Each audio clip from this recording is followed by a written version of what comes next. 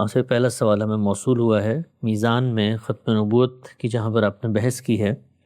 اس میں یہ بتایا ہے کہ اب کسی شخص کے لیے وحی و الہام کا امکان ہے اور نہ مخاطبے و مکاشفے کا۔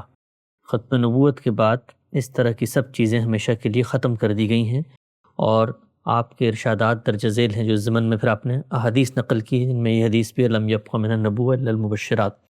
تو سوال یہ پوچھا گیا ہے کہ جو اصولی دعویٰ آپ کی جانب سے کیا جاتا ہے یا منہج فراہی سے کیا جاتا ہے کہ حدیث دین میں کسی عقیدے و عمل کا اضافہ نہیں کرتی، تو پھر ختم نبوت جیسے عقیدے کی جو تفصیلات ہیں اور لوازم ہیں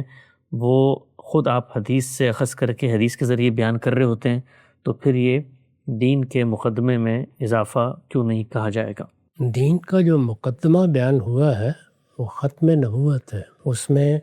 قرآن مجید کے الفاظ نہایت واضح ہیں کہ نبیوں کے سلسلے پر مہر کر دی گئی ہے، یعنی اب نبوت قسم کی کسی چیز کے لیے کوئی گنجائش نہیں رہی۔ اس کا متبادر مفہوم یہی ہونا چاہیے اور یہی ہے کہ اللہ تعالیٰ نے نبوت کا جو منصب تخلیق کیا تھا اور اس کے لیے جو قاعدہ بنایا تھا اس کا خاتمہ ہو گیا، اس پر مہر کر دی گئی۔ اس میں کوئی شخص یہ سوال پیدا کر سکتا تھا کہ کیا صرف منصب ہی ختم ہوا ہے یا حقیقت نبوت بھی ختم ہو گئی ہے؟ میں نے اپنی کتاب میزان میں ان دونوں کو الگ الگ کر کے دو جگہوں پر واضح کیا ہے، یعنی حقیقت نبوت کیا ہے، مخاطبہ، اور اس منصب پر تقرر،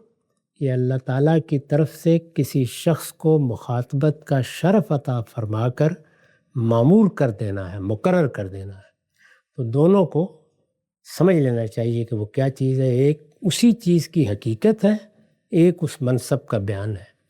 تو جب یہ کہا گیا کہ نبیوں پر مہر کر دی گئی ہے تو اس میں کوئی شخص یہ سوال پیدا کر سکتا تھا کہ کیا حقیقت باقی رہ گئی ہے اور صرف منصب کو ختم کر دیا گیا ہے؟ یہ سوال کیا جا سکتا تھا۔ رسول اللہ نے اس کا جواب دے دیا اور یہ بتایا کہ نہیں، وہ اپنی حقیقت میں ختم ہو گیا ہے۔ تو یہ روایت در حقیقت آئے تھی کہ مضمرات کو واضح کر رہی ہے، اس میں کوئی نئی بات دین میں داخل نہیں کی گئی۔